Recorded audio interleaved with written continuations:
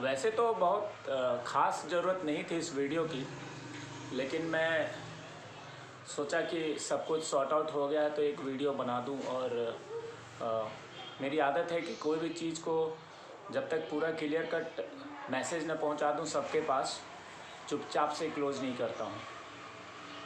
मैंने एक ट्वीट देखा जिसमें ये हैशटैग की जो लड़ाई थी 2-4 दिनों से चल रही थी, तो उसमें ये देखा कि शायद वो अपू का था ट्वीट थ्रेड कि सब कुछ डिसाइड हो चुका है और कल से हम लोग ये मैटर सॉर्ट आउट हो गया। तो कल से नीलोत्पल, मैं और शायद स्मिता जी का नाम था उस थ्रेड में, कि हम लोग मिलके कल से एक हैशटैग ही देंगे। अच्छी बात है, खुशी की बात है कि जो आपसी लड़ाई थी, झगड़ा था, वो ख़त्म हो गया और कल से एक हैशटैग पे ही काम होगी। अच्छा लगा। तो उसके बाद मुझे ये फील हुआ कि आप सब लोगों ने मिल करके इस मामले को शॉर्ट आउट कर लिया है ना। तो आप लोग मूवमेंट को अच्छे तरीके से चलाएं, न्याय की इस लड़ाई को अंजाम तक पहुंचाएं। मुझे लगा कि अब मेरी ज़रूरत नहीं है, क्योंकि सब कुछ आप लोगों ने शॉर्ट आउट कर लिया और लड़ाई झगड़े ख़त्म हो गए। तो आप लोगों ने सब चीज़ खुद डिसाइड कर लिया और इस डिसीजन लेने में मेरी कोई ज़रूरत नहीं समझी गई। तो ठीक है, कई लोगों के मैसेजेज ये ईगो क्लैश और ये वो आते हैं, मेरा कोई ऐसा कोई लेना देना नहीं है। सुशांत की न्याय की लड़ाई मैं लड़ रहा था, मैंने क्या किया है ये मुझे बताने की भी ज़रूरत नहीं है। पहले दिन प्रधानमंत्री ऑफिस 28 पेज का लेटर से लेकर के और इस कोविड की पीक सिचुएशन में देश के अलग अलग जगहों पे जा कर के प्रदर्शन करना या जो भी प्रोटेस्ट वगैरह, लास्ट में 8-9 दिन में बहुत बीमार रहा। हो सकता शायद वो कोविड ही था। फिर मैं गांव गया, 5-6 दिन वहाँ रहा, तो मुझे लग रहा है 14 दिन में तबीयत ठीक हो गई गांव जाने के बाद। तो जो मेरे से बन पड़ा, जो मुझे करना चाहिए था, जो मेरे दिमाग में बात आते रही, मैं वो सारे काम करता रहा। मेरी कोई लड़ाई नहीं है किसी से, और न मैं किसी से लड़ना चाहता हूँ, क्योंकि ये लड़ाई आपस की नहीं है, ये लड़ाई सुशांत के न्याय की है।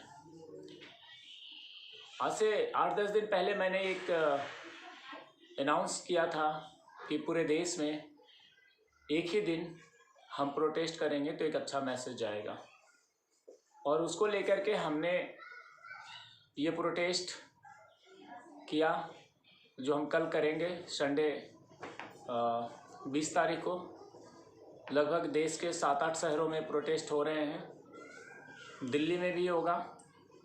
मैं हमेशा से इस बात के पक्ष में रहता हूं कि प्रोटेस्ट का मतलब होता है प्रदर्शन, और जब तक आप एग्रेसिव प्रदर्शन नहीं करेंगे तो आपकी बात कोई सुनेगा नहीं। आप छत के ऊपर कैंडल जला करके आप कुछ मांग नहीं कर रहे हैं, पिकनिक मना रहे हैं। बेडरूम के अंदर बैठ करके ट्वीट करने से न्याय नहीं मिलता है। न्याय के लिए सड़कों पे उतरना पड़ेगा, लेकिन सड़क पे बहुत कम लोग उतर रहे हैं। कल दिल्ली में मैंने प्लान किया है कि सीबीआई हेडक्वार्टर के ऊपर करूँगा प्रोटेस्ट।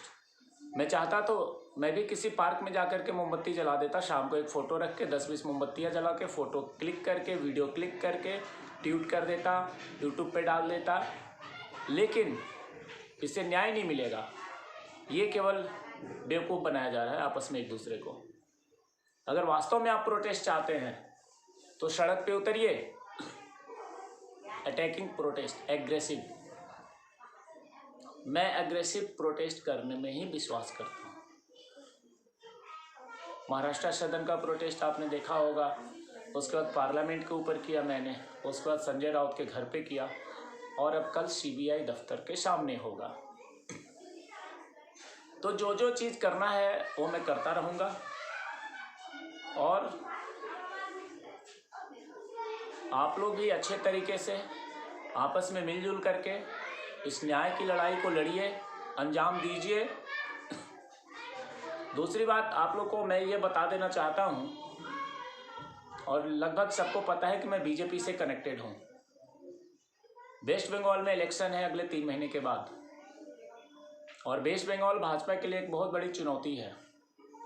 तो अब मेरा फोकस वेस्ट बंगाल इलेक्शन पे भी रहेगा।